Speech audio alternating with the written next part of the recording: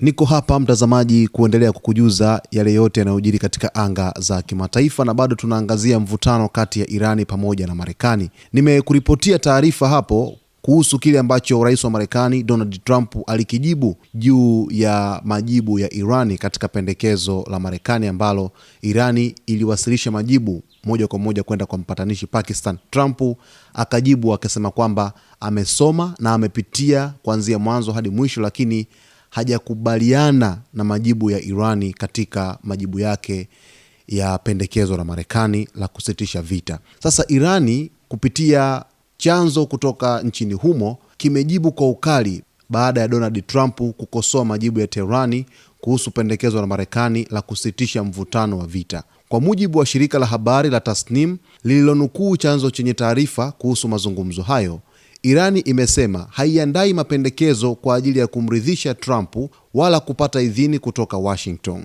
Chanzo hicho kilisema kuwa kutofurahishwa kwa Trump na majibu ya Iran ni ishara kwamba Teherani ipo kwenye msimamo sahihi. Kama Trump hafurahishwi na hilo, basi hiyo mara nyingi ni ishara nzuri. Trump hapendi ukweli, ndiyo maana anaendelea kushindwa dhidi ya Iran, chanzo hicho kilinukuliwa kikisema. Kauli hiyo imeongeza joto la mvutano wa kisiasa kati ya Marekani na Iran, huku juhudi za kusaka suluhu ya mzozo wa kikanda zikiendelea kupitia upatanishi wa kimataifa. Hapo awali, Trump alikuwa ameishitumu Irani kwa kile alichokiita kucheza michezo na Marekani pamoja na dunia nzima, akionya kuwa Teherani haitakuwa ikicheka tena.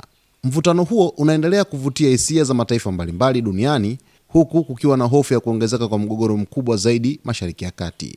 Sasa hii ni taarifa moja kwa moja kutoka Irani, ambapo chanzo kutoka nchini humo kimejibu kwa ukali baada ya Trump kukosoa majibu ya Tehran, na chanzo hicho kimemwambia rais wa Marekani kwamba Irani haiandai mapendekezo kwa ajili ya kumridhisha Trump wala kupata idhini kutoka Washington. Na chanzo hicho kimesema kama Trump hafurahishwi na hilo, basi hiyo mara nyingi ni ishara nzuri. Trump hapendi ukweli, ndiyo maana anaendelea kushindwa dhidi ya Irani, chanzo hicho kilinukuliwa kikisema hivyo.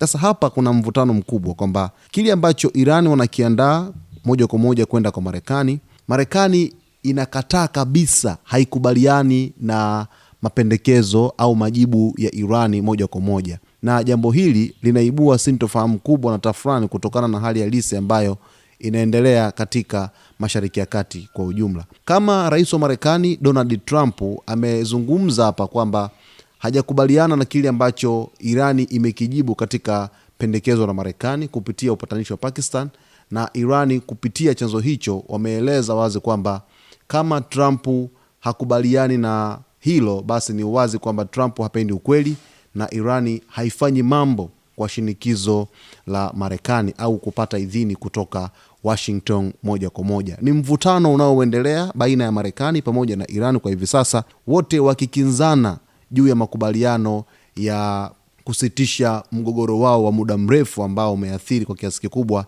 ukanda mzima wa Mashariki ya Kati kiujumla, lakini vile vile hali halisi ya usalama jinsi inavyokuwa katika ukanda wa Mashariki ya Kati. Basi mtazamaji wetu, niko hapa kukujuza yote yanayojiri katika anga za kimataifa. Ni kuombe uendelee kuwa nasi wakati wote, lakini kama bado huja subscribe channel yetu, ni wakati wa kusubscribe, lakini kulike, kucomment pamoja na kushare. Asante sana kwa kuichagua Zoni Media.